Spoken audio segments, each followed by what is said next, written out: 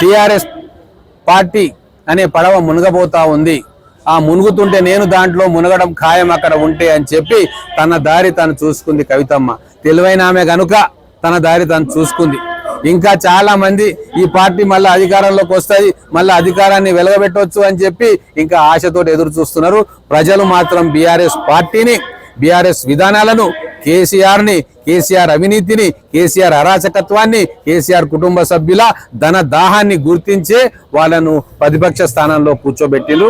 ఎట్టి పరిస్థితుల్లో BRS party మళ్ళీ అధికారంలోకి వచ్చేదే లేదు అని చెప్పి కవిత గారు చెప్తున్న మాటలకు ఖచ్చితంగా వారు అంటున్న మాటలు సత్యం.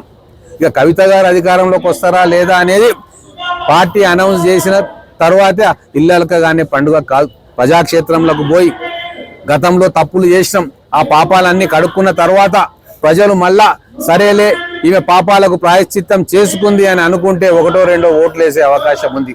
వారు స్వయంగా నేను ఆ పాపాలు చేసినా నన్ను క్షమించండి అని చెప్పి ప్రజలను అడుగుతా ఉన్న సందర్భంలో ఆ పాపాల పుట్టలో ఈమె కూడా దాంట్లోనే ఉండి ఆ పాపాలలో భాగస్వామ్యంగా ఉన్ననన్న విషయం ఆమెనే చెప్తా ఉంది.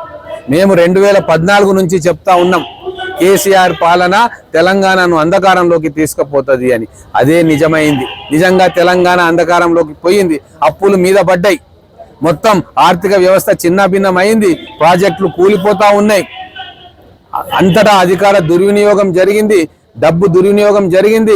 ప్రజల డబ్బును దుర్వినియోగం చేసి వాళ్ళు అంతస్తులు మేడలు కట్టుకున్నారు తప్ప ప్రజలకు ఒరిగింది ఏమీ లేదు అన్న విషయం ఈరోజు స్వయాన కుటుంబ సభ్యురాలు రక్తం పంచుకొని పుట్టిన బిడ్డనే ఆరోపణలు చేస్తున్నాక ఇంకా ఏ ముఖం పెట్టుకొని వీరు ప్రజల దగ్గరకు పోయి ఓట్లు అడుగుతారు అని చెప్పి నేను అడుగుతా ఉన్నాను. రాజకీయాల్లో ఎవరికి బాణాలు వదలరు, ఎవరి బాణాలు వాళ్ళే తయారు చేసుకుంటారు, ఎవరి బుల్లెట్లు వాళ్ళే తయారు చేసుకుంటారు.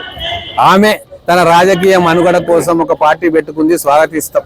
ఒక మహిళ ఒంటరిగా పోరాడతా అని చెప్పి ముందుకు వస్తూ ఉంటే ఆదిలోనే ఆమెను ఎందుకు విమర్శించాలి? ఆమె ప్రజాక్షేత్రంలోకి వెళ్ళి ప్రజల సమస్యలు తెలుసుకొని ప్రజల్లో ఉంటే ఖచ్చితంగా ఎక్కడో దగ్గర ఆమెకు ఆదరణ దొరుకుతుంది.